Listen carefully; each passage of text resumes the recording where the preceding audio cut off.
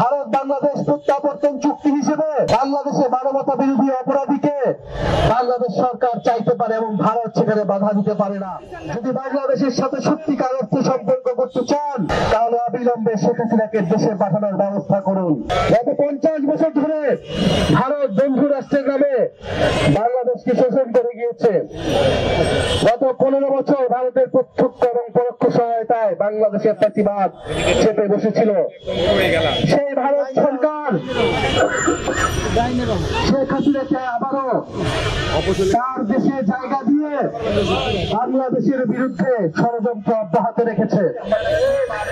ভারত সরকারের প্রতি আমাদের আহ্বান থাকবে, যদি বাংলাদেশের সাথে সত্যিকার অর্থে সম্পর্ক করতে চান, যদি চান বাংলাদেশের জনগণ আপনাদের প্রতি সুসম্পর্ক বজায় রাখবে, তাহলে অবিলম্বে শেখ হাসিনাকে দেশে পাঠানোর ব্যবস্থা করুন। ভারত বাংলাদেশ প্রত্যাবর্তন চুক্তি হিসেবে বাংলাদেশে মানবতা বিরোধী অপরাধীকে বাংলাদেশ সরকার চাইতে পারে এবং ভারত সেখানে বাধা দিতে পারে না। ফলে আমরা আশা করব যে শেখ হাসিনাকে ফেরত দিয়ে বাংলাদেশের সাথে ভারত নতুন করে সম্পর্ক স্থাপন করবে। ভারত শুধু শেখ হাসিনাকে আশ্রয় দেয়নি, বাংলাদেশে যে আওয়ামী লীগ অস্থিতিশীলতা এবং ষড়যন্ত্র করছে সেটাকেও পরোক্ষভাবে সমর্থন দিয়ে যাচ্ছে। আমরা ভারতের জনগণের প্রতি আহ্বান জানাবো যে আপনারা আপনাদের দেশে কোনো গণহত্যাকারীকে আশ্রয় দেবেন না।